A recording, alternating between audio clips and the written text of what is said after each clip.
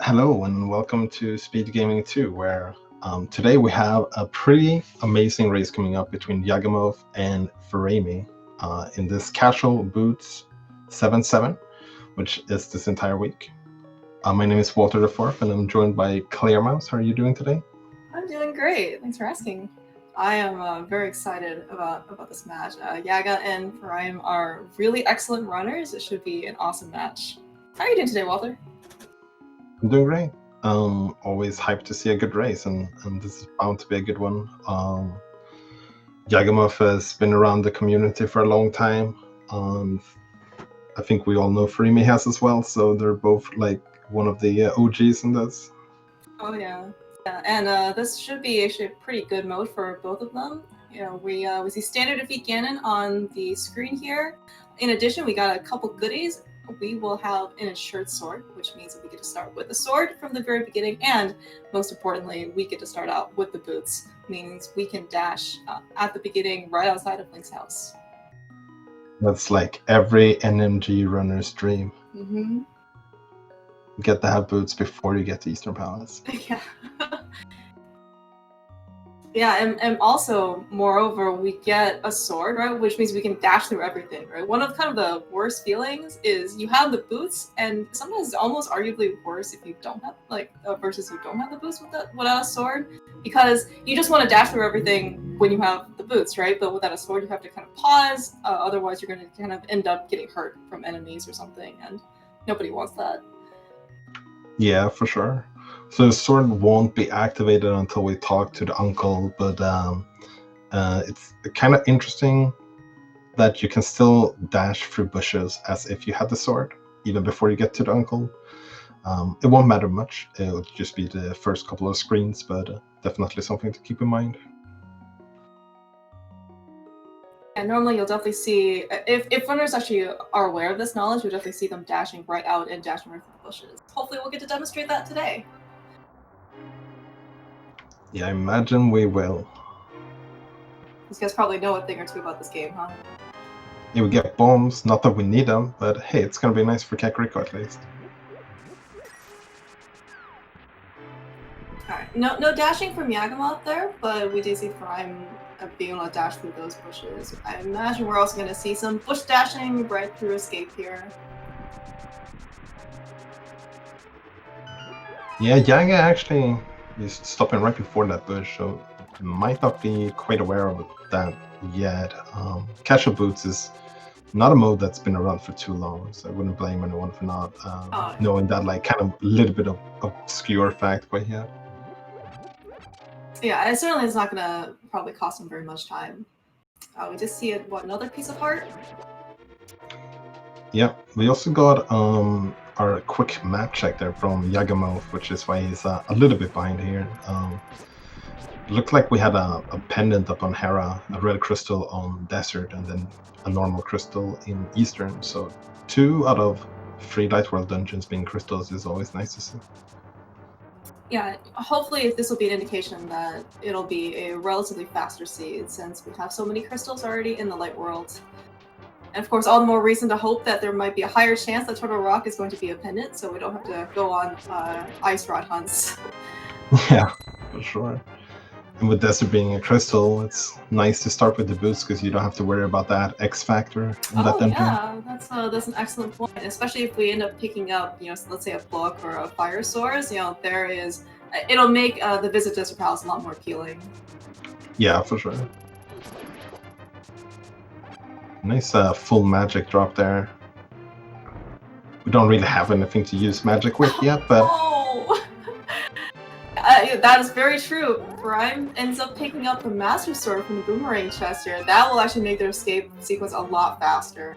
So just for some frame of reference for time, so normally when you don't start out with the boots and you just do a normal escape, the goal is usually to try and hit slightly under 6 minutes, so like 5:50, 5:55, something like that. With just the boots, should be something around maybe like 5:10, 5:20. With the Master Sword, it should be easily under 5. Yeah, definitely a nice addition.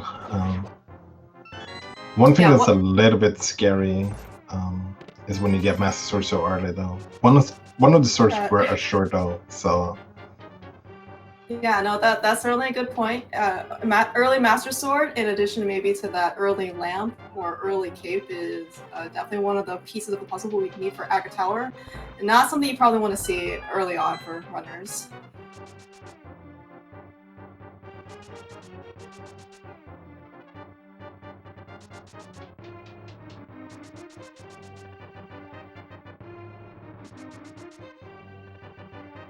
It's a little bit of different routing there. Going back through escape, I think Furaime is gaining a little bit extra time here. Yeah, you can actually see that this is actually very well practiced. He is very comfortable with basically all these dash lines for through escape. A lot of the movement in Link to the Past and Link to the Past Rando is actually very subtle. It may seem like it's just they're just doing something, but there's a lot of reasoning behind every single movement and button combination they do, and it really does show off in terms of movement.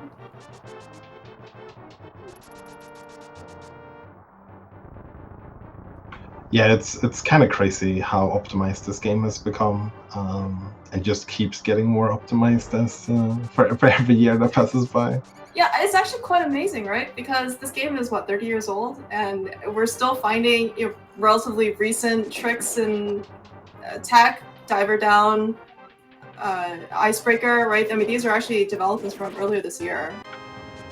Yeah, I think like Rando definitely helps with that, because you find yourself in a lot of situations that you never would be in a normal like vanilla playthrough of the game.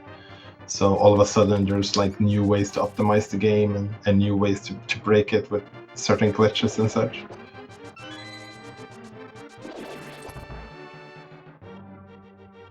Alright, pretty good to see why we actually don't need bombs in the back of escape when we start out with boots, and we actually have a pretty nice haul. We have bombos and a glove. Yeah, maybe like the biggest proponent for having boots start in escape we saw right now, because having to farm for bombs and like maybe not getting them would have been pretty rough when there was a glove in the back of escape there.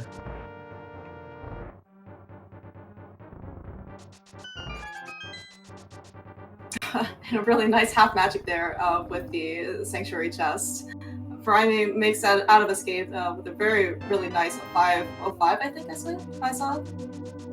Yaga right behind him with just a couple seconds shorter or longer. Couple of minutes behind already. Yeah. On escape, that's probably more of an insult to the runners than if anything else for me to say that. Alright, so we see a pretty common, looks like routing directly after a standard is because you get the boots, and they're totally in logic. A very common check is to check bonk rocks, pull the tree to see what the tree pull is, and then go visit Lumberjack to see if we potentially need to beat Aga for anything. Very nice tier 2 tree pull there with 80 rupees. I think, there's another sword. Yeah. we might not get that one. Unless we have to beat Aga. I think we're gonna stay away from that. Yagamoth, though, heading back down, I kind of forgot about those bonk rocks, so probably gotta take care of them right now.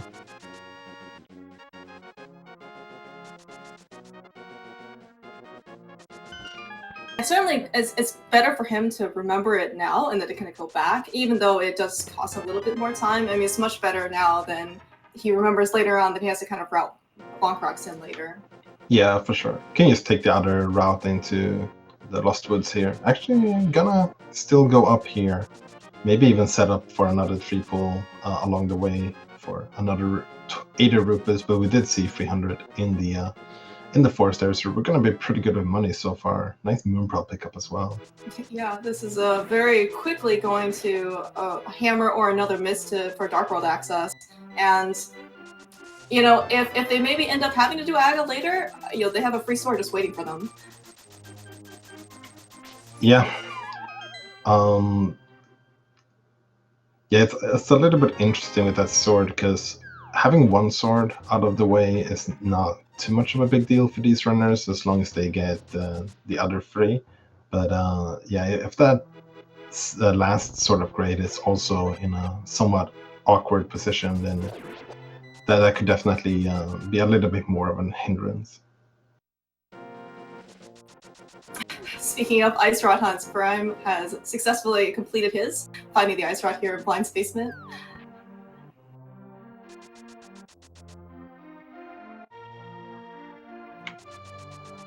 Yeah, it's probably gonna mean that we don't need to do Tart Rock in the seed, I imagine. It tends to be the way Random likes to make a little bit of a practical joke with you sometimes. Wait, this game has a sense of humor? I'm I, not quite sure if I like it. I'm pretty sure the coding is sentient for sure. Maybe that's why like Lazy Kid and Sahabat all get along with these seeds so well. That would definitely make sense. Alright, Oh, there's the wow. hammer. Yeah, So we have so- Dark World access before even leaving Kakariko, which could lead to a potential early dip into the Dark World, but without a mirror, that might not be the case. We'll have to see what our runners decide to do here.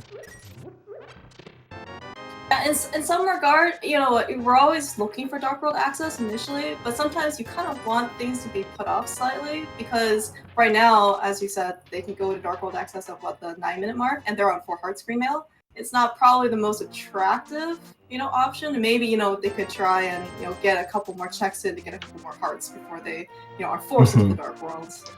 Yeah, and they're gonna end Kakariko at the south, which makes it a little bit less likely that you're gonna jump right into the Dark World, because if you went from the north, you would be right next to the portal, but now they would have to dash all the way up again. Might just end up going to South Shore instead. We did see a couple of flippers as well, so a little bit more extra progression early on here.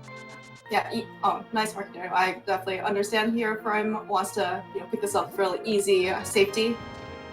Yeah, and with those flippers, this is a pretty attractive play to go to South Shore, go to Ice Rod Cave, and then do a water walk right over and make your flipper checks, which are actually in logic this time. Yeah, for once. Didn't quite see what that was on that was a blue mail on Race Game. You can see actually Furaime was thinking about it. Probably opted. Looks like he's not going to pick it up for the time being. I don't see him going back, but you never know. Yeah, if we end up having mirror when doing the game, that would be a good opportunity to pick that up later. Looks like Yaga is gonna go for it.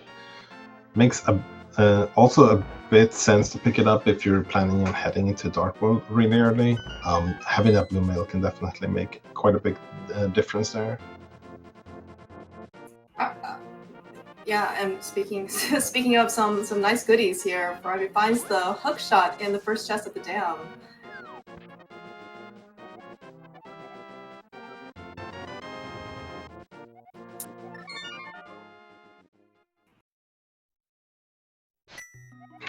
Yeah, the hookshot doesn't do anything in terms of logic reasoning quite yet, but it's definitely a nice pickup, especially when we go up to Death Mountain later.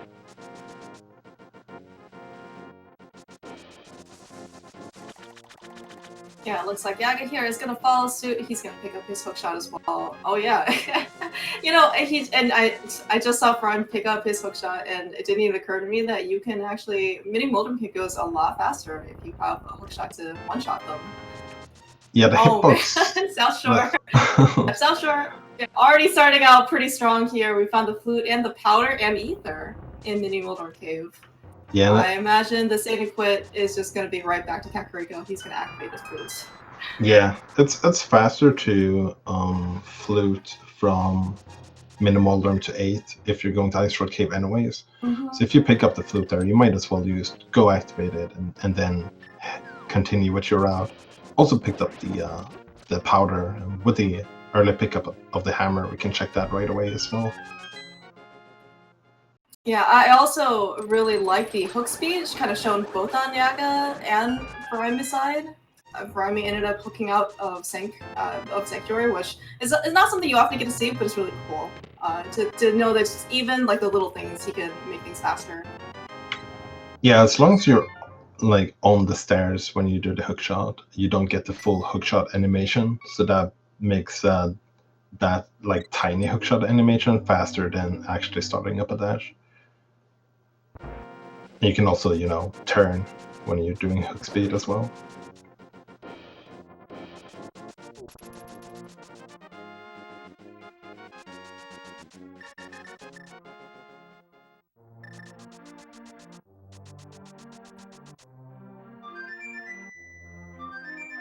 Right, Magic Bat having 10 arrows, not very exciting, but at least we won't have to worry about that later on in the scene. Yeah, kind of one of the worst things is if you get the powder later on, you don't have the mirror, and you have Dark World access. It's sometimes you have a question of, well, do I burn my portal to just check Magic Bat, in the way? But now, at least these runners can get it out of the way early. Yeah. Don't And have to worry about it anymore. Furaime is saying that's enough for Light World. Heading into the Dark World here, looks like Yagamoth is actually going to do the same here. To see our map check with a red crystal at pod, the other two pendants were in Mr. Meyer and Swamp, swamping the green pendant, so we might actually not have to see that mirror show up at all in this scene potentially. Yeah, certainly logically, we need the flippers to get into ice, but maybe, they don't have to actually visit Swamp at all. Right. Right, Hypecape having one of our progression items at the very least.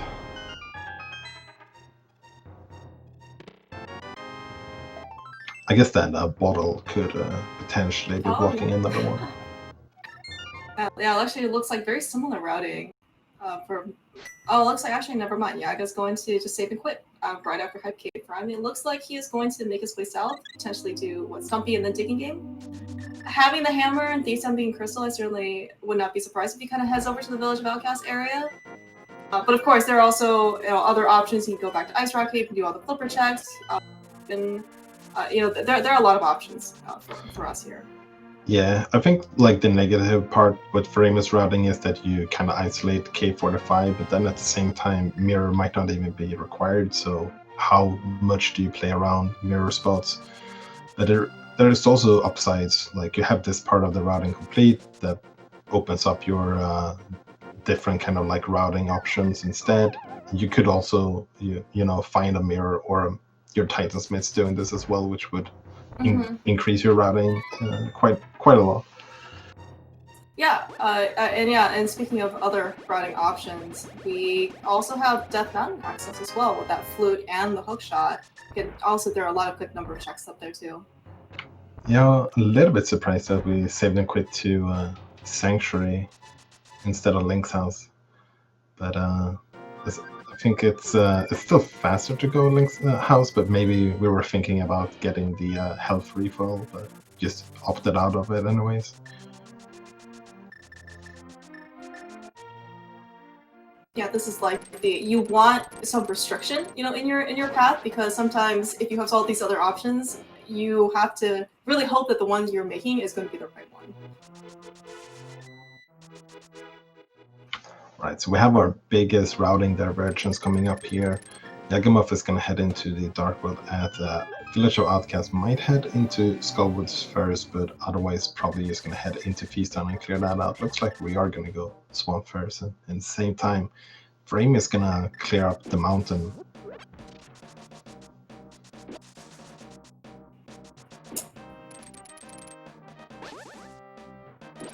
It's going to be interesting decision here for Furaime if we go for Hera or not when we're up here, because without the Moon Pearl, or not the Moon Pearl, but the mirror, it might isolate Hera quite bad if we don't do it now, but then at the same time it's also a pendant, so you might not want to do it. So it's kind of like an awkward decision making here, if you do it or not. It's not even the green pendant too, so I can certainly imagine him just kind of taking a peek, just seeing like what the basement chest is, and the I guess like the map chest, but maybe if there's nothing valuable in that, he just moves out. Yeah, for sure. With the hookshot, you could do the Hera pot to try and get to both items a bit quicker.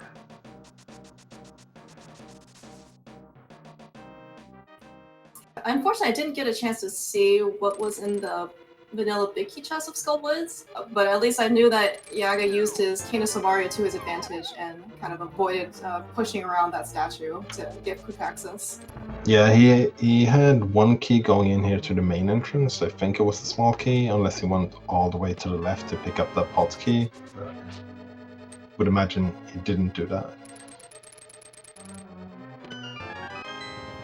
Ooh, there's a book. That's something that's quite nice to have before you go to the mountain. Something that Yeah, Furaime I is was not going to be able to check Furaime. Yeah, I was actually just thinking that too. It's like, that book would have been really great if he could get to Ether Tablet. Ooh, a little bit of nice pinball action going on there. Really showcasing why that room is called indeed the pinball room, at least for us. Alright, looks like that's going to be all the value that we're going to be able to get out of the front of Skullwoods. Yeah, I think one item is still unlocked behind Skullwoods, but we did get some kind of progression from that initial dip.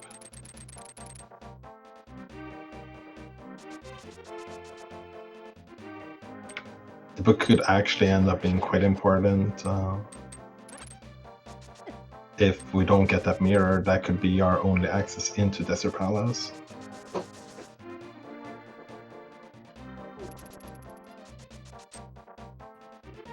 Meanwhile, Furaime is checking out the first room here of Hera. Looks like a small key and a compass. He is going to Herapot.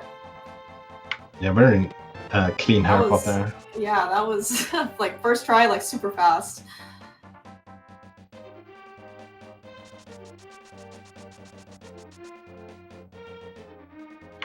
And getting in some bombs, not the most exciting thing to find. Yeah, certainly I think we're hoping that Moldorm is going to have an item for us.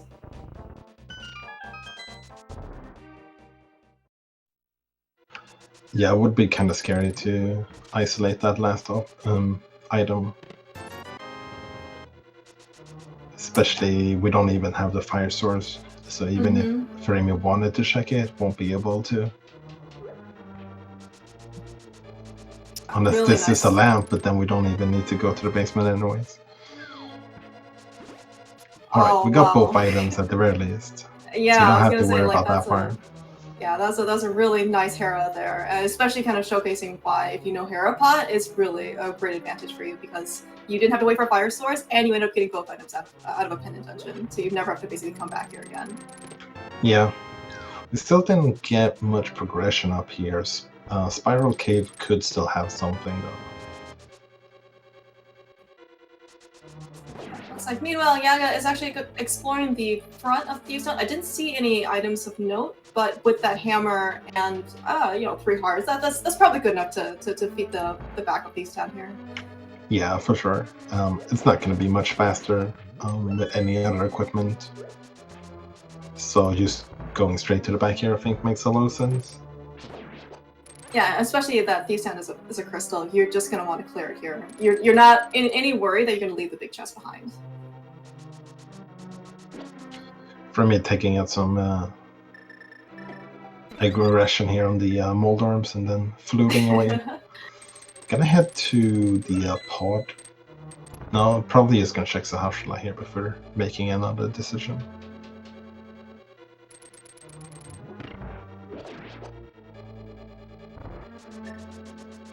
I really do like the use of hook speed here in order to get to Sahashla faster. Yeah, but without that bow, dipping Crystal Easter at this point is really not going to be that attractive. Of course, unless you find the bow here. For sure. We found a lot of things for that bow quiver, but I guess not the bow itself. Yeah, it's. I'm waiting for the update where we can just poke Igors with the arrows instead of shooting them. If we have sword beams, they should be just as good as a bow, right? Just attach an arrow to it, to your sword beams, and it should go, at the relatively same trajectory and force, right? I wouldn't mind that at all. To see some cleanup from the light world that we skipped before heading into the dark world here. Gonna set up that waterwalk as well, so probably gonna check the flipper locations here. Yeah, such efficient rupee management. He has 501 rupees, 1 over exactly what he needs here. Yeah. Not to mention that those last 20 actually came from Ice Road Cave. He just knew. It did have a good backup option because there's 20 underneath the rock outside, so could have gone for that. Worst case scenario. Oh, unfortunately, touching the shallow water there, losing the the water walk setup. Wonder if Furaime actually forgot that he had. Ooh, that's a nice pickup with a bow. Yeah, the way that Furaime set up the water walk was in a little bit awkward because you can do it in a different way if you have flippers. So, and then touching the shallow water. I wonder if he just forgot or. Gonna do the rest here though before leaving, but probably gonna head towards that pod or eastern area after this with that bow pickup. Yeah, and certainly losing the water walk there, it probably didn't really cost him all that much time anyway. You know, considering he has the fluid, as what he did, he flew back to 8, and then he can just do these flipper checks real quick. You know, go to Zora, and then yeah, I can only imagine it's going to be, you know, into the pod Easter combo. Oh yeah, for sure. Was gonna lose it when you go and visit Hobo anyways. Yeah. Meanwhile, on Yaga's side, looks like he actually had a pretty clean blind fight there, staying on script. I didn't actually see any items of progression, but he did end up getting our first crystal clear right around the 24-minute mark. Yeah, nothing major pick up yet, except for the book from Skullwoods. But definitely nice to start getting those crystals out of the way. And interesting enough, even if you didn't have any rupees going to Sora, you would still had enough because there was 300 in that waterfall cave, and then like another 300 on the ledge.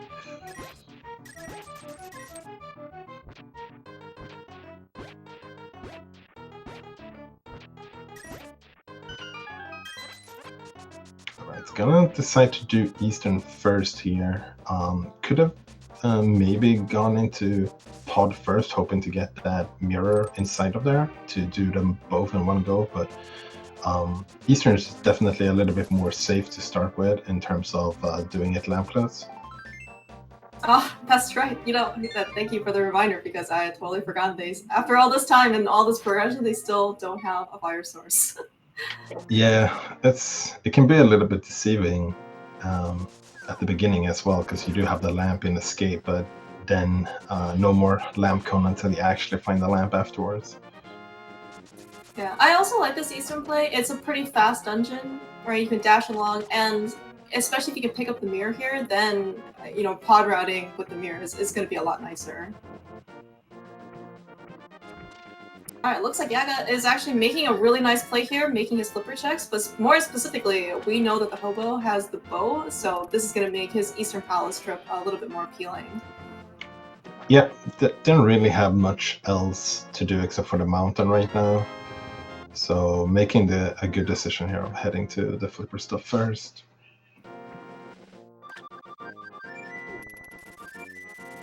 Yaga also showing off us that when you're in shallow water and you have the flute, you can actually just flute right away. And I think a lot of runners don't end up liking checking Hobo just because it's so far out of the way, but if you have the flute, your mobility is a lot more improved. Yeah, for sure.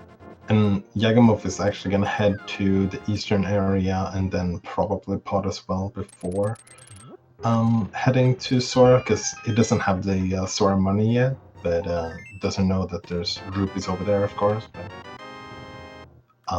when you head into pod, you're gonna have to have 110 rupees, so you don't want to like spend all of them anyways right before going there. So you can pick up somewhere in the rupee rooms and then be good for Sora after Eastern and pod.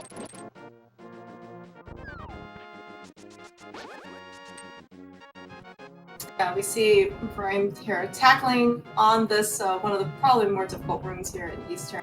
Had to kind of realign himself to try to get it the second time, because if that Igor gets away from you, you are not in for a good time, despite having such a large number of parts.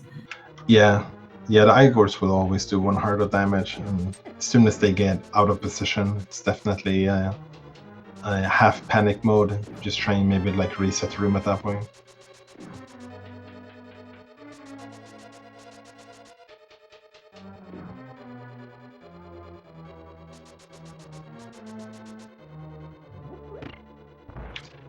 Furaime was trying to kill both enemies at the same time there. Unfortunately, it then ended up killing none of them, but getting his revenge eventually here. Yeah, Eastern Palace is a deceptively difficult dungeon. Like, I don't care if it's the first dungeon that you're supposed to have, I mean, but like doing Eastern Palace well is really actually quite difficult. A really nice quick kill there, Yeah. on Furaime's side. Yeah, especially was running a little bit low on arrows as well, so good thing that he got the quick kill there. Still no progression though. See if that is gonna keep being a trend here. Crystals with no progression. Crystals with no progression. We also saw that there was a pendant dungeon also with no progression. Where do you think our progression is going to be? That's a good question. I would want to say pod, but no, that's a crystal. So I guess it's on catfish instead. Oh, jeez. That is definitely something that we all want to go see, of course. Especially since our readers have already visited Zora.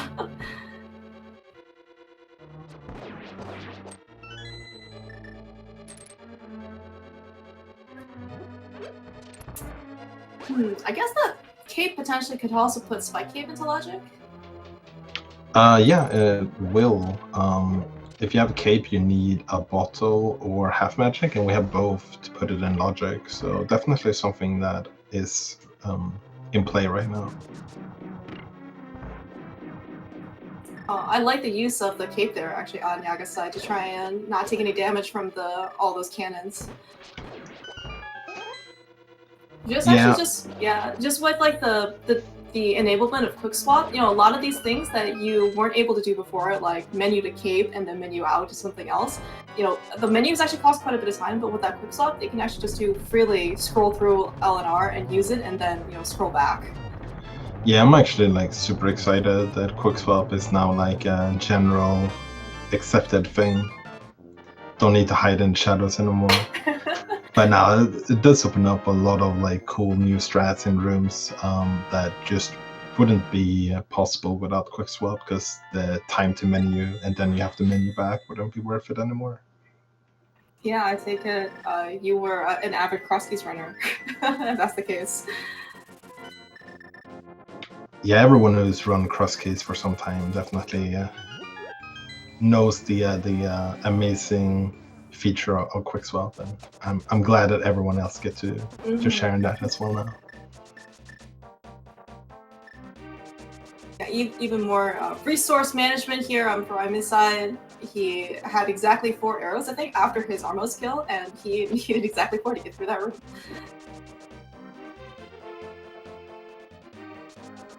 Yeah, all very much calculated, of course. Oh no! Yagamoth getting hit there. It doesn't cost him that much. 10 extra rupees and a bit of his pride, but that's about it. Oh man, are we gonna put a cost on pride here as well? How many rupees? I mean, probably stings more than the 10 rupees for sure. I mean, but you know, just even with the best of runners, sometimes you just can't end up beating RNG from enemies. You know, good thing though that they actually had, this scene has given them plenty of cash to work with. Right, they found 300 in a waterfall right before Zora. I think they found 300 in Cackwell. Right.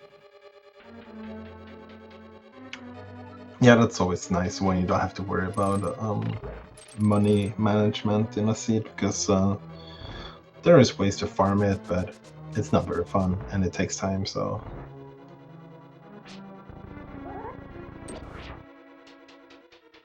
Got a quick little high five there for Furaime and Yagamoth. Yeah, so far, despite all of their divergence and, I guess, a freedom of choice to do what they want, they've actually followed a similar path in terms of dungeon routing. Yeah, the only real divergence has been the Death Mountain play versus Skullwoods and Outcast play, which I think definitely Yagamoth came out a little bit on the top, but he might head up to Death Mountain after this if this is empty, and then do the same thing that Furaime already did. The big change would be if he managed to get the mitts before going up Death Mountain. Yeah, this is a good point. You know, so what are we kind of still looking for here? We want a fire rod, ideally. These guys can probably do without the lamp. We definitely need the mitts. We might need Quake. We haven't seen what Torag requires us for, and we might need a book or mirror. Yeah, we have book. Oh, you're right. You're right. Oh. So it might actually, in just best case scenario, would only be Fire Rod and Mids. But yeah, it could be Quake as well. Which is kind of interesting. You always like to see a Mids go mode, because that just means that you're gonna get to go mode and / skip a lot of stuff. It's always a little bit scary when you get Mids as your potential go mode, and then you're like, oh, well, actually, I might need a medallion still. All right, looks like, I'm seeing some activity here in chat, kind of indicating to us that Furaime probably has picked up the mid somewhere, potentially here in Dark Maze. All right then, so rip that dream. I mean, finding them is certainly a really good feeling. If it is actually in a dark room, this actually does give Furaime a little bit more logical knowledge, because if it was actually locked behind there, he knows that the lamp has to actually come before somewhere else. Yeah, means that you won't see your lamp in any of the Mids unlocked locations, which could still play a big part, because if the Fire Rod happens to be fire locked, we would then need to find the lamp. So that would narrow your search down quite a bit.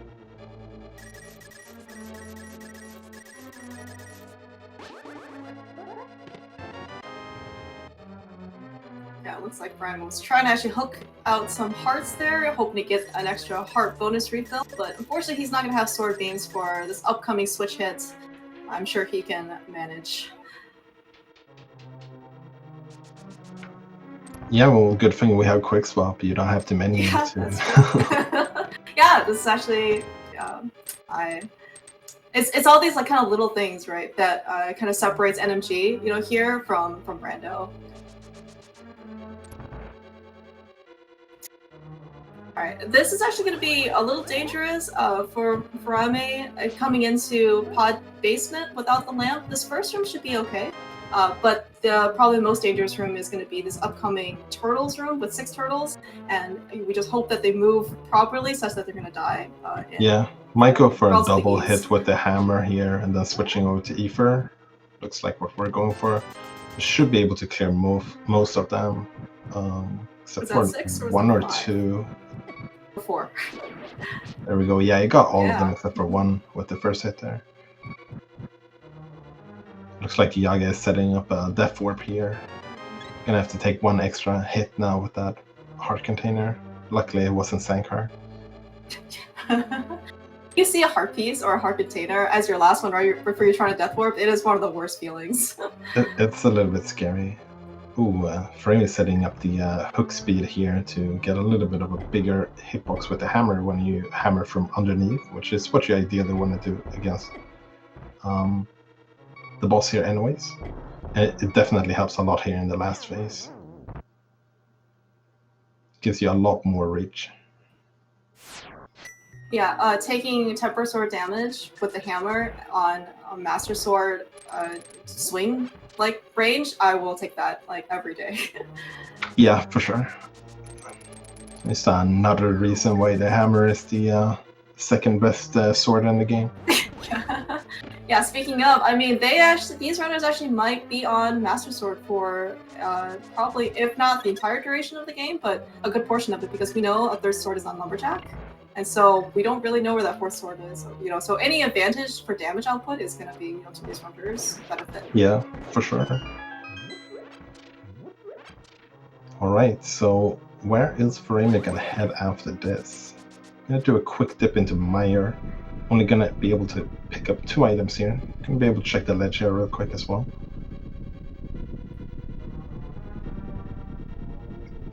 Oh, well, I suppose we have access into Meyer as well, but I'm not sure if we're gonna see that. Yeah, Meyer is a pendant. I don't know if these guys want to make a quick dip in, but, I guess if they want to, it's Ether, which we do have. Yeah, I think it would be highly questionable to do it right now, because you're missing a fire source. Items could be locked behind that fire source. And your go move very well might just be a fire source as well. Yeah. Yeah, 2 quick checks here into Meyer's Shed yields us another chain in the fetch quest here. Looks like Furaime's going to turn this in immediately. He doesn't have to save scum anything because we were check powder.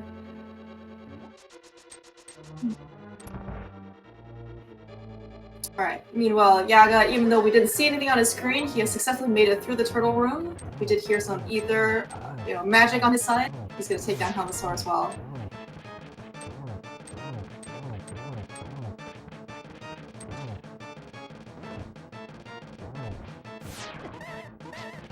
I like this.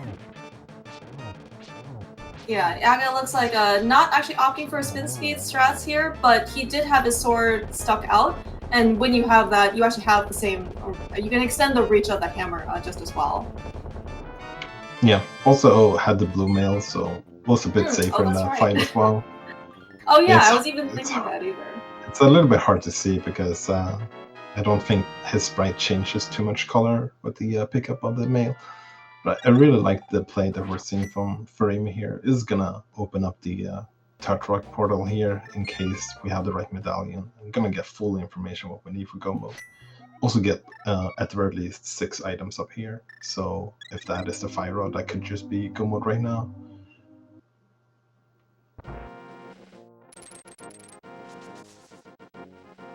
I would imagine that if we have the right medallion here, we might see a dip into Tartarok as well.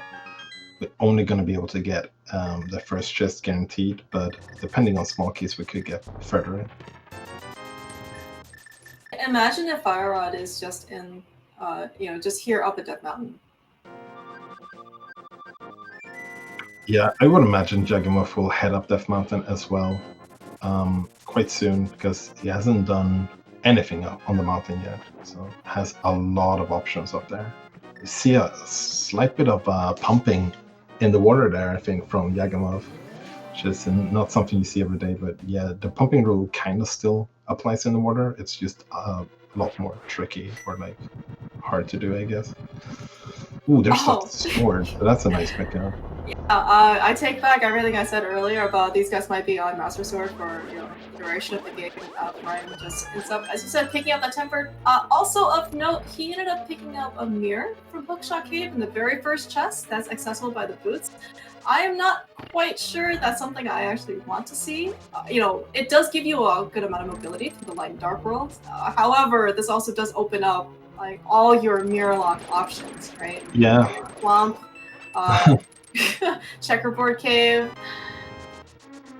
Yeah, it's a little bit scary for sure. Gonna head into Tartarok first at least. Yagamoth heading into Ice Palace, another crystal that's full clearable at the moment. And definitely not unlikely that a fire rod could be locked in here since we did get the Bombos medallion.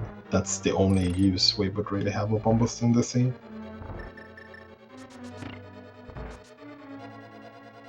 But yeah, for Furaime, getting the mirror could actually be kind of good because it doesn't have the book yet, so that would be our way into desert, but still no fire source to actually beat desert.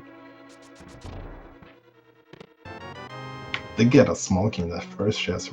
We'll get to see how far into Tartarok we can go. If we see another small key in the Changeron room here, we can get to the Mimic Cave at the very least, and then all of a sudden that mirror might come into play. Oh boy. I was even thinking like, yeah, does Prime actually want a small key there? Because the longer that you can keep going now, right, is another set. Like you have to do all of this over again for sure because you don't have the fire rod and you have to come back. Yeah, I don't think you want to see a small key, but I definitely think you do. Just go the full way here to see what you get out of this. So we're gonna get one chest here in Lava Room or Vanilla Big Key Room, and then Mimic Cave at the very least. If this is a big key though, we could potentially get as far as Laser Bridge.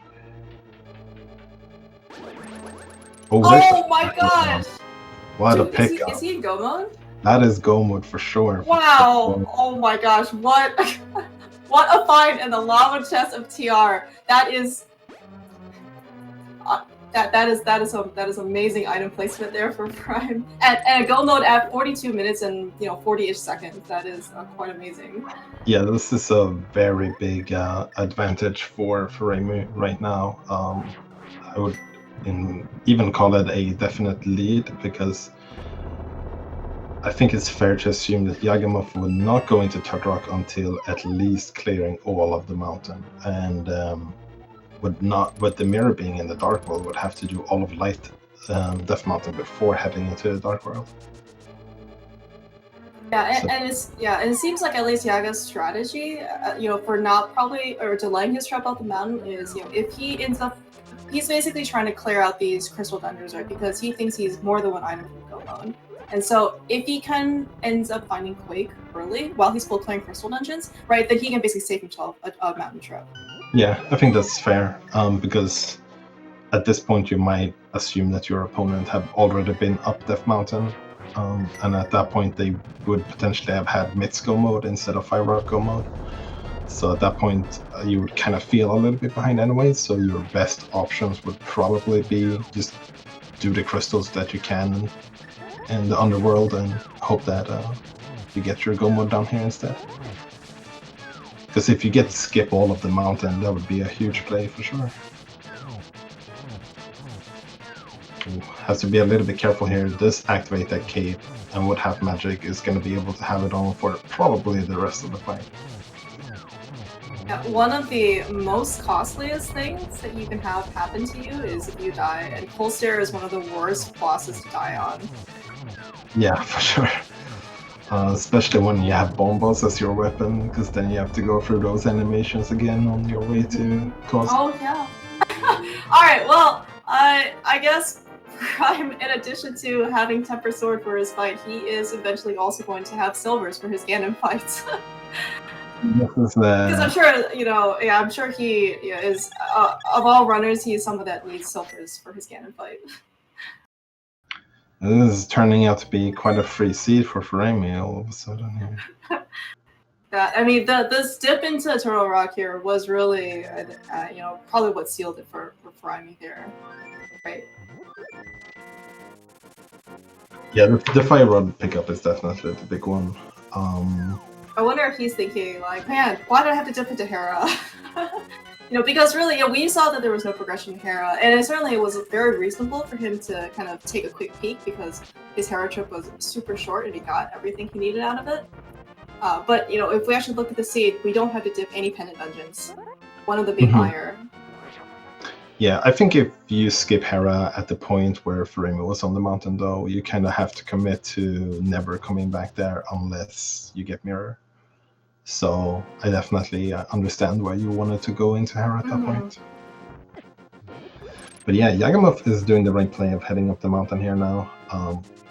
So as long as he decides to go into Turtok after clearing all of the Light World Death Mountain here, will be getting Go Mode as well. Has already done Ice Palace and Thieves Town, but yeah, Furaime gets to Go Mode Ice Palace, which is really fast. Thieves Town won't be that much faster.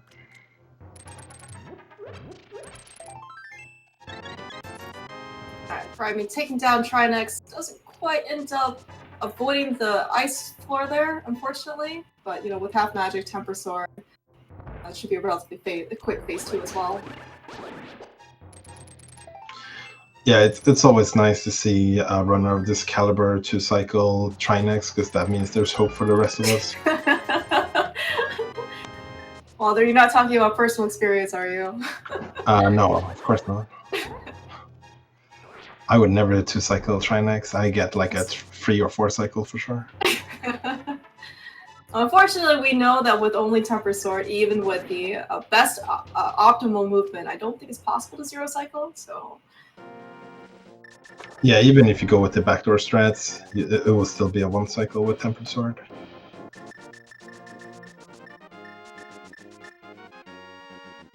Alright, Turtle Rock clear. That is what Prime's third crystal. I'm looking at our tracker here, making sure I can count to the right number. But at this point, looks like he's gonna just clear out the rest of his crystal dungeons. It looks like he's gonna do desert first, but the rest of them he's just gonna bang out. Skull Woods, Thieves Town, especially Go Mode Ice Palace is just going to be like really fast here on Furaime. Yeah, pretty much gets to pick and choose the order here. Doesn't really matter that much. We know that Ice Palace would be a little bit beneficial because you would have Silverus for this, but you can still one cycle it with the Fire Orb, especially half magic gives you a lot of leeway of missing 1 or 2 shots. This is going to be one of those interesting seeds where Furaime actually gets to skip all of Village of Outcasts, which is kind of it's not that very often you get to do that. Yeah, I mean, like chess game, right? And CJ Palace. I mean, you're pretty much those are probably like super high visitation like counts, right, for every seed. And here they end up being like some of the first things people do when they go into the Dark World.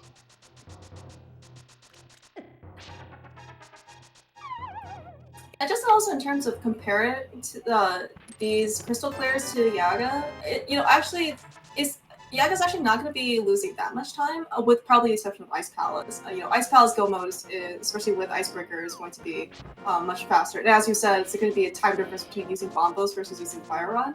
But in terms of the other dungeons, right, where Thieves Town go mode is probably not going to be that much different than non-go mode Thieves Town. The Desert Palace looks like you just have to hunt for the big key anyway. Yeah, it's gonna mostly be getting that go mode item a bit faster. That helps Furaime out the most. And then, of course, go moding Ice Palace, as you mentioned. Furaime did have an interesting scenario here where he found the small key but didn't have to use it in the front, so got to do like an extra key dash in the back here by not picking up the last key. Very nice. Lambo fight there, picking up another crystal.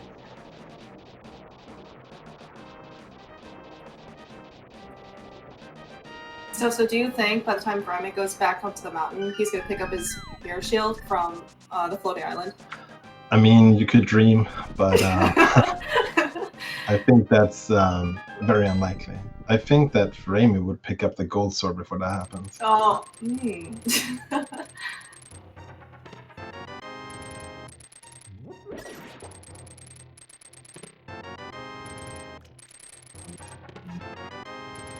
Alright, here is going to pick up the rest of his goodies, getting his mirror and tempered sword out of Hookshot Cave. And this will be, I guess, a question now. Is he going to go back to TR? Right after Super Buddy Cave. Yes. I forgot he hadn't done this yet. Doesn't have that many appealing options at the moment. If a lamp was up here, that I think that would be more likely to leave, but this is either going to be a Spike Cave or a Turtle Rock check, so we'll see which one it is. Wouldn't it be cute if Lamp was just like sitting in Akina's cave? That would be kind of interesting. Because I guess both of them skipped that. Yeah, I think neither runner kind of made their out of the way location checks. Oh, this is really going to be good for Yaga here. He's going to make his dip to TR, and while he may not feel super great, kind of following the rabbit hole, the potential rabbit hole he's going to find TR, but he's going to find his Fire Rod, and also then his go mode. Yeah, but just in terms of out of the way locations that neither runner has done, we didn't see Graveyard Lunge, we didn't see Catfish, we didn't see Pyramid. Right, these are all pretty time-consuming checks, just in terms of cost.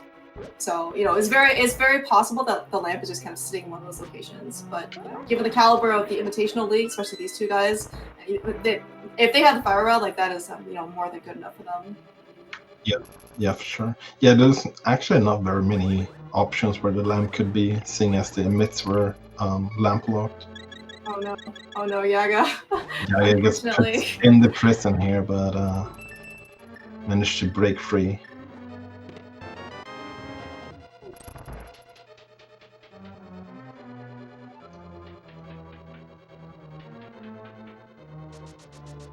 Furaime is doing a few extra checks here in Thieves Town. Pretty much has to pass a couple of these chests anyway, so they're pretty free to do. Imagine we'll do the maiden check here as well. Yeah, I'm actually at this point thinking what could he still benefit from at this point? Because he already has half magic, he knows where the fourth sword is. And so I was thinking maybe he's looking for a male upgrade. Yeah, it would pretty much be that, or mostly the silvers really. Lamp could Lamp could potentially be in here as well, which could be somewhat nice to have on Ganon if you're doing silverless. Yeah, I had actually forgotten that we know that the silvers are on Cold Stare, but he hasn't gone there yet, so he doesn't know. Yep. Luckily, isn't gonna need the silvers on this blind fight coming up. But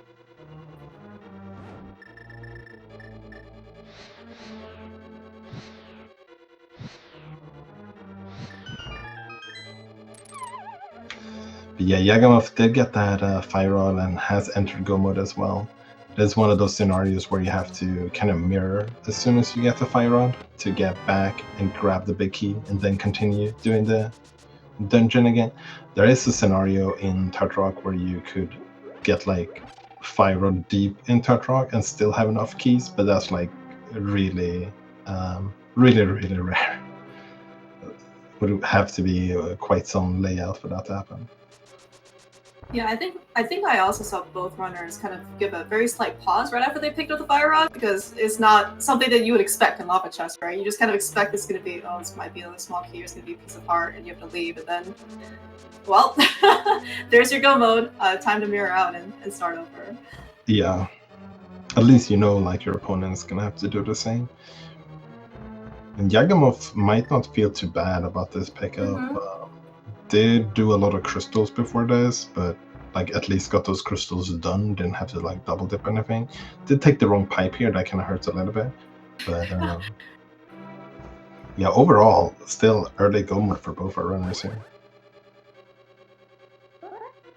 Yeah, it certainly would not surprise me that he actually thought that he would have kind of ended up playing this heat quite well, because his route was actually, very reasonable, right? And the crystals that he ended up go moding, or he ended up full clearing, it's just pretty much ice pallets, right? That wouldn't really make that big of a difference, because you had to do pod, you had to full clear pod to get your mitts, so you can do all the stuff up here in Dark Death Mountain.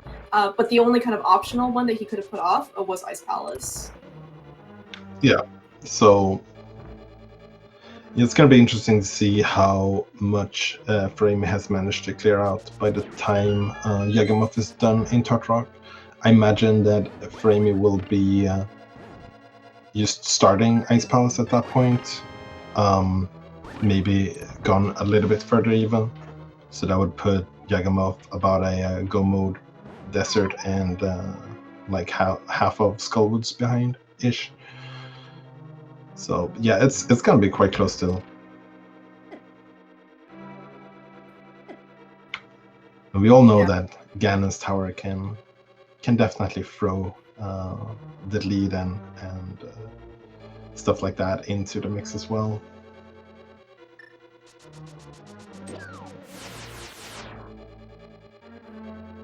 So there's the 6th crystal for Furaime.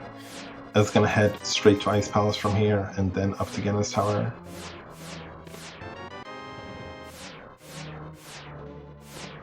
Yeah, meanwhile, Yaga's searching for that small key on Turtle Rock, pulls out the cape. He's only on 5 hearts blue mail, but I mean those lasers can hurt quite a bit, and you really don't want to die at this point. Yeah, for sure. I think you still take like 3 damage from the lasers, and then you most likely fall into the hole as well if you get hit. Yeah, and of course, even if you could take 1 hit, you still have to face Trinex, and Trinex is not kind to you. Yeah, I think it's preferable not to be in 1-hit KO mode on Trinex, just in case. Just in case, yes. Alright, we do see some backdoor strats here on Trinex. Really nice so far. Yeah, very nice 1 cycle here.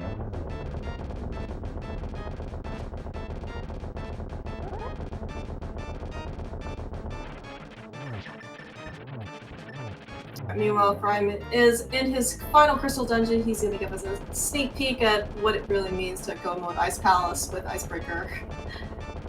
Yep, this is gonna need to hit the switch here, because since it's go mode, you won't be picking up the big key, and therefore you need to switch to hit. So when you get to like the end section, it's kind of like you did a Ice Palace bomb jump anyways.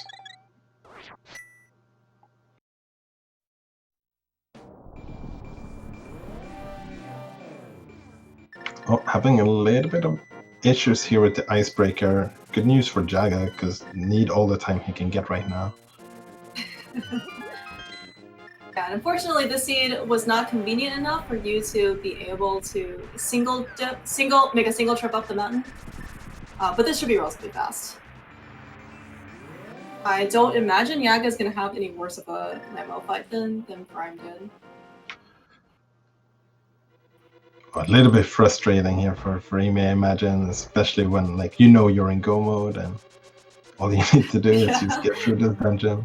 Gets it eventually though, gets an extra check there.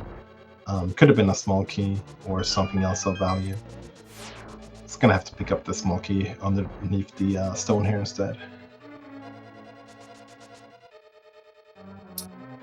Remember that he doesn't have to keep going and hit that extra switch for the chest. It's also just kind of like little things where you kind of give into muscle memory, and I'm really glad to see that Furaime is just breaking out, just still continue to be go mode.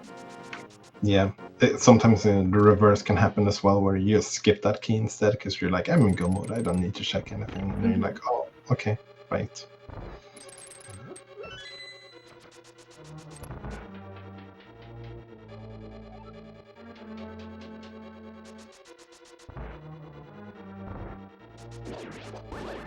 I like the quick swapped hammer there. Yep, at this point you take every second of time save you can get. Oh, dang statue. Oh no! Alright, he successfully makes it through the bottom. He's going to drop down. If he looks like he has the fire rod pulled out, this should be relatively fast. I can certainly understand if he wants to take a more conservative approach and just use bombos, especially if half magic and use fire rod, but he has temper sword. It should be pretty well practiced, and in the time it took me to say all those words, Furaime is just taken down full stare and picked up his silver arrows. Yeah, that was a very nice boss fight, and did have the tempered sword for that, so it did save some time compared to when Yagamoth did it with the master sword. Looks like Yaga has chosen to take the Silver Arrows approach on Lambo, also takes him down relatively quickly. So this will be Yaga's, 6th crystal? So one more skull was basically behind Furaime, why he makes his way up the mountain. Alright, so I'm being kindly reminded here in chat I'm supposed to do something which my awesome co-commentator Walter has already done for me, doing all the work, and I can take all the credit.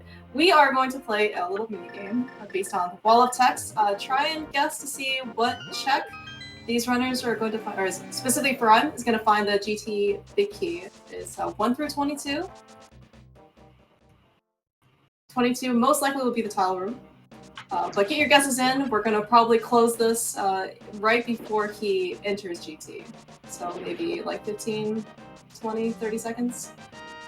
Something like that. Does take this portal, which I think is a little bit slower than taking the Tetrarch portal. Unless you get Deadrocked, of course. So it kind of takes the RNG out of the equation at least. Yeah, I was actually going to say, so sometimes, I've seen actually a good amount of debate, but sometimes you just don't want to deal with the things that you can't control.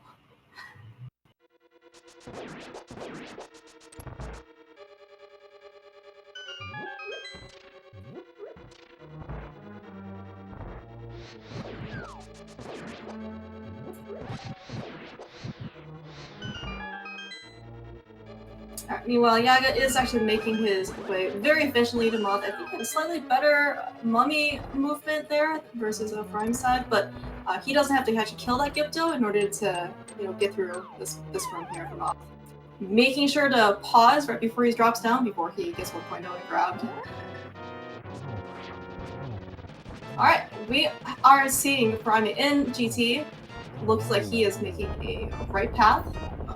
300 rupees in the first chest, heart piece in the second, so no small key means we're going full left. Yeah, no small key might be good for Yagamoth because that opens up a potential route difference if he goes for the Dark Magician strats here, going into Genna's Tower.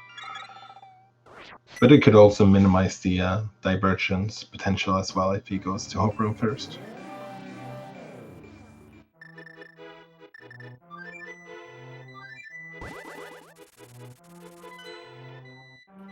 Alright, 20 rupees, a small key, a couple of Stalfos kills, another small key, and bombs. Alright, so nothing, so no GT big key, which means we're gonna keep going. Yeah, and Furaime is gonna go for left, so this is probably the best opportunity for Yagamoth to make up some time right now. Yeah, so if the GT big key is in Compass Room and Yaga goes all the way to Stalfos Room and then goes right side, this will actually be a time gain for Yaga.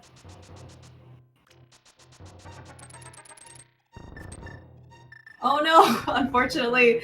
Oh no, we see the perils of quick swap on Yaga's side. So normally you want to you get 2 shots to hook shot yourself over or mirror, but unfortunately I think due to a quick swap accident, neither of those chances came to fruition. Yeah, the upside with quick swap is you get to do some cool new features, but the downside is sometimes you're just quick swapping too much, or you press one too many times, or you forgot that you had a boomerang in your map or in your inventory, for example. So the combinations of inputs wasn't correct. So yeah, at least it wasn't worse than that. We've definitely seen a couple of like mirror out of boss fights and stuff like that. So yeah, it really sucks when you try to quick swap to bow and you're one off. Yeah, never happened before. I mean, the good part of that is that the Vitreous fight just became a lot shorter. The bad part was that you didn't beat the boss. And there's the big key on the in the Bob's chest. I'm not sure what number that was, 13 or 14, I think, but I'm gonna let someone in the chat correct. Alright, our tracker here, Waterlow, thanks for being so awesome and behind the scenes clicking all those buttons for us has graciously confirmed that it is also number 14 in the chat.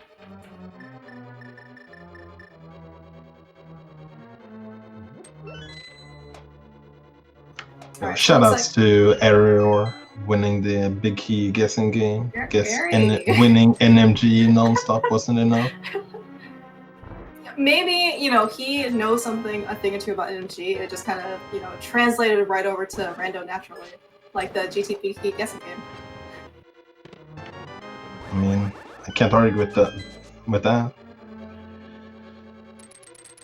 They will definitely have a definitive lead now from Furaime, for sure. The rest of the Genna's Tower is going to be mostly execution based. So as long as Furaime can just do this in a somewhat clean fashion, it should be pretty hard for Yagamoth to make up the lost time here. Yeah, and I think we mentioned earlier that if the big key was it was in Compass Room of GT, Yaga's gonna gain some more time, but because it's going to Stalfos Room and then full bright, and we know that the key is in Bob's chest, I think it's actually be a little bit more of a time loss, is that right? Yeah, I think if we went over to the Compass Room, would have been more likely that you just go for left after the Compass Room, which would just be a straight time loss at that point for sure. It's not as often we get to see the full right plays happen anymore. Sadly, it's a couple of fun rooms, but I can see why it's not as popular.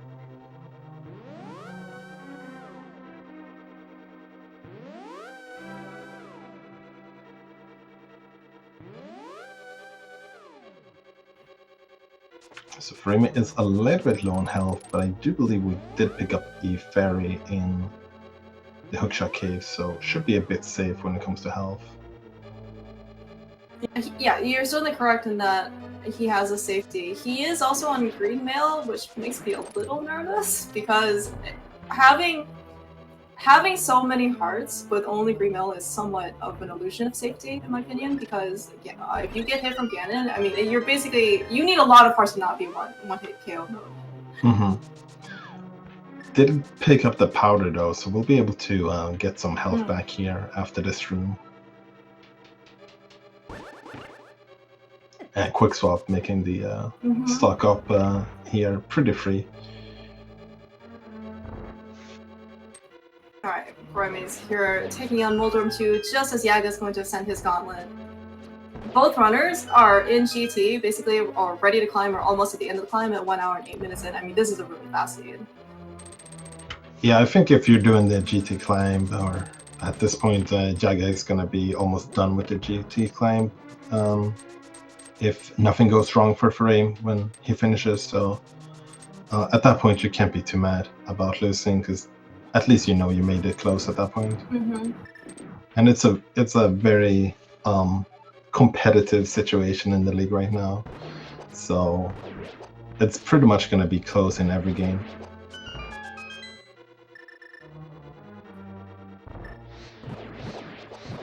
I like the fact that Yaga is actually taking full advantage of his half magic fire rod cape situation. I mean, these quality of life improvements really make your gauntlet fly. You don't have to worry about anything. You don't have to worry about enemy RNG. You can just burn everything and just adapt through everything else.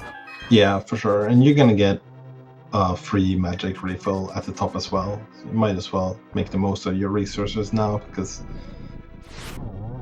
after the game is done, you're not really gonna have any use of that anymore. That's right.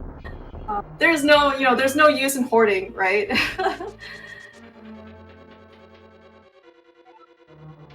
All right. Freeman's gonna jump down to Ganon at a time of like 1 hour and sub 10 minutes.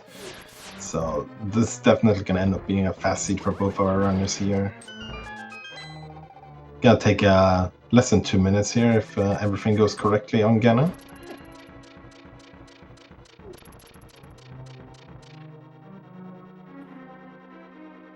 To get the first one cycle there, looks like we're in a good position here to get another one. It does tank a couple of hits though. Has to be a little bit careful. Pops that cave used to be a little bit extra safe. But we're out of the first two phases here, so the Fire Breaths will only do 2 hearts from now on. Yeah, I really do like the quick swap to cape, backup, just like what Yaga was doing throughout the gauntlet, that he didn't want to take any damage or die. I mean, Furaime is doing the exact same thing here. Yeah, and certainly we know that Yaga's, that Furaime has a pretty good lead over Yaga, but I mean, it's definitely not good for morale if you end up getting to phase 4 again and you die. Yeah, for sure. But yeah, that will do it. As long as Furaime enters here, it will be a win for Komodo Hyper, so get your GGs and Hypers in chat for sure.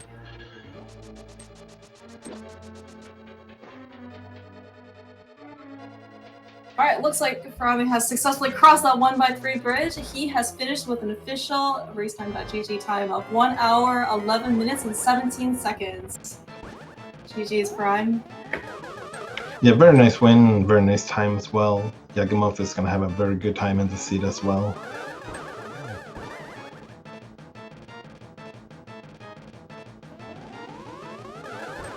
Furaime did get go mode considerable quite some time before Yagamoth, but Yagamoth already doing some of the crystals before getting go mode.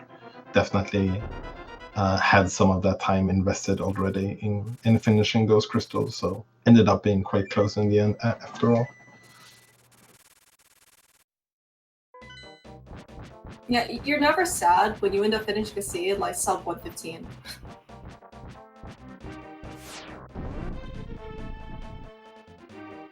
Yeah, you know something definitely went right for that to happen. Yeah, I mean, so the scene certainly helped a little bit in that you didn't have to dip any pendant dungeons, and Swamp Palace and Mire are among two of like could be like some of the longer ones that you potentially have to full clear, which was also really nice. But the fact that these two runners also just routed really well. Yagamoth taking an early hit there against Ganon, just pops that cape right away. It's slashing so much as well, and then just grabbing the wall here. It doesn't use that much of magic, and you do have silvers, so you're not gonna need that much magic to finish this out anyways. You can double check there if he had a potion or not, so he knows just how conservative he has to be about the magic here. Because it is running a little bit low and we don't have a lamp. So you definitely want to try and get the torch glitch here now. So you don't have to like spend too much magic on the silver face here. Gonna get one silver in here, trying to get the torch glitch.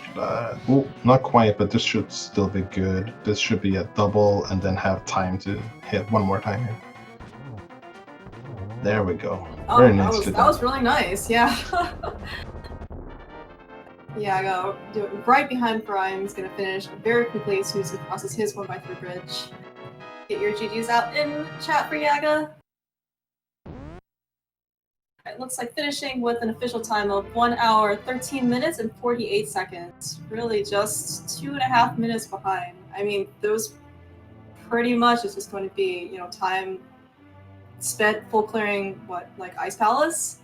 Maybe some other kind of like minor stuff here and there? Yeah. Yeah, for sure. It was very close. Really good execution from both runners. Mm-hmm.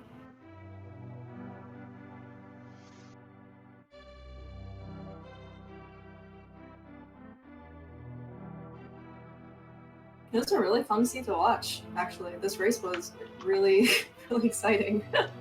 Yeah, finding that fire rod in lava chest was like amazing. Yeah, it looks like a kind of fun seed to run as well, I'm not gonna lie. As long as you feel comfortable with skipping the lamp, because who knows where that was. Oh yeah, that's true. We actually did not find that lamp in either of our sides.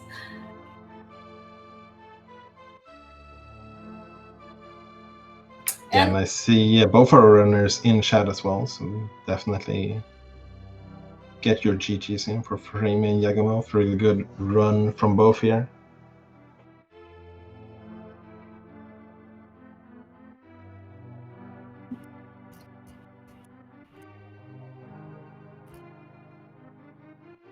Yeah, another nice thing about the seed was we got to find the ice rod pretty early, and we didn't need any extra hunts. We didn't need medallion hunts. We needed ether only for TR, and so this was just like a really nice. If you can follow the logic and do dark rooms, like this was just a really nice seed to run. Yeah, for sure.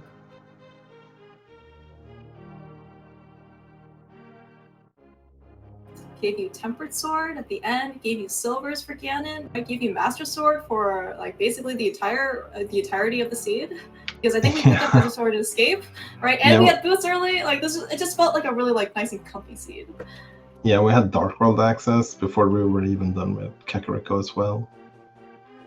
Early flute, so you had like all of the mobility items. I guess like the one drawback was mirror being a little bit late, but that also didn't force you to go like into Swamp or check any of those other mirror locations. Yeah, actually, we also didn't see the entire Smith sequence as well.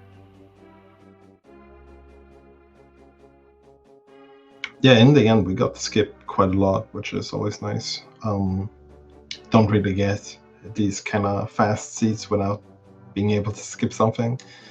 And like no pendant dungeons having anything definitely helps as well.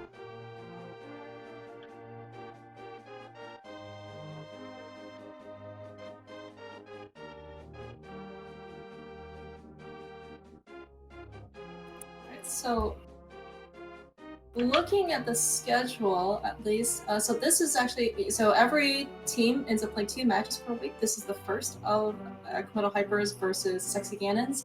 I believe actually they're playing round 2 later on tonight at 9:10 on Speaking 4. So that is Furaime versus Chex Human. Should also be a really exciting match to watch.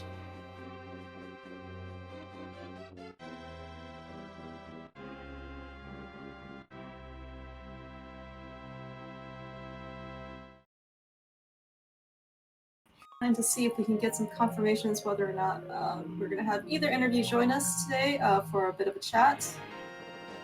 Yeah, Furaime is a little bit notorious for staying off interviews, so I think that one is going to be a little bit hard. I think Yagamoth declined it as well, but definitely GG's to both of them.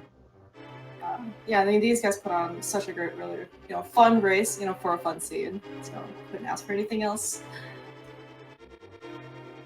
Yeah, and I think I'm pretty sure Yagamoth, at least I saw his name for SG Live starting very soon this weekend. Not sure about Furaime, but yeah, that's if you like starting boots with good runners, that's definitely something to check out for. Starting on Saturday, there's gonna be like 1 million matches going on for that tournament. I don't think all of them will end up on Restream, but I'm sure a lot will. Oh yeah, So there's if you like rando action, you are going to get so much of it in the next basically actually even tonight, and also for the entirety all next week. And actually, so League normally runs for the entirety of 7 weeks before playoffs, and actually because of SGL next week, we're actually going to take a 1 week break from League. So those of you who are looking forward to the spoiler key sanity matches is actually going to be 1 week from next week, not this coming week. And during the credits here, some interesting 0-second menu time for Furaime. So oh, are you serious? That's what Quickswap will do to you. Wow. That is amazing, actually. In fact, I was even thinking when he was doing his icebreaker, I was like, you could just buffer. And now I totally understand why you would not want to menu buffer there to succeed for icebreaker. I think there's scenarios where menuing is potentially still worth it, but sometimes it's just nice to keep that menu time down just to feel a little bit better afterwards. Also, collection to 127 for this seed is also just really impressive. I mean, it's just a low percentage collection.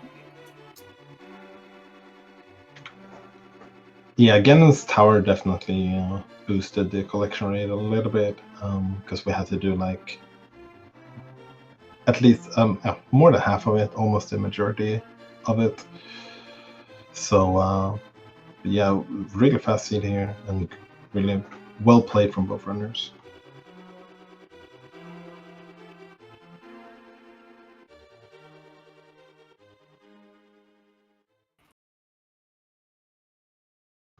But yeah, it looks like we have quite a few matches still today. Starting on Speed Gaming 2 and the Link to the Past League channel as well, and Speed Gaming 1, we have 3 different races going on right now. So if you want more rando, definitely check those out, and there's more to come through the rest of the night as well. And there might even be a couple of open league matches on the Link to the Past Randomizer League channels as well. So if you haven't followed them, definitely make sure to check them out if you want more good rando races going on. Yeah, and as you said, because SGL is actually officially starting, or matches can be scheduled as early as Saturday, I think people are also trying to get their league matches in before they start playing for SGL. So definitely a lot of rando, upcoming rando in the next couple of days. Yeah, for sure. So yeah, we have that to look forward to, and then the league will start with the week 4, the week after Speed Gaming Live, with the Key Sanity spoiler co-op races, which are going to be quite interesting. Oh yeah, I definitely remember them from last year. They were a ton of fun to watch, and if you ever get a chance to peek at the runner's audio, it's sometimes to be quite entertaining. Yeah, they're going to be like fairly short and explosive, but yeah, they're super interesting to watch for sure. Definitely a completely different way of playing rando. Yeah, I guess that's it for us for tonight, and yeah, check out Speed Gaming 1, 2, or the Link to the Past League channel if you want to see some of those other matches going on right now.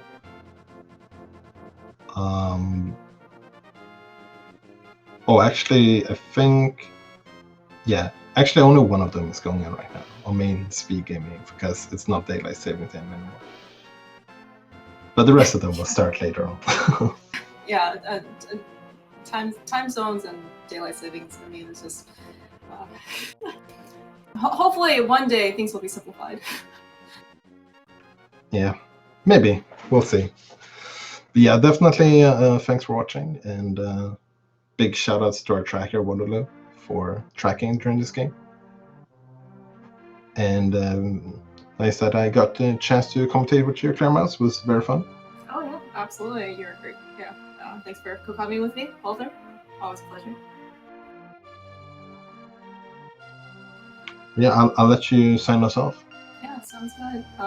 Thank you, Fear and all of the, crew admins, mods for, helping us, set up all these races together. Thanks Speed Gaming for allowing us to broadcast these matches on this. And of course, haven't already, follow our great tracker, Waterloo. Does a lot of hard work here behind the scenes. And, give a follow to, Speed Gaming's channels 1 through 6, ALTTPR channels. Lots of rando action. Definitely looking forward to seeing you at least for the next match from Komodo Hypers and Sex Cannons, which is tonight at 9 p.m. on Speed Gaming 4. So hope to see you then. Until then, have a great night.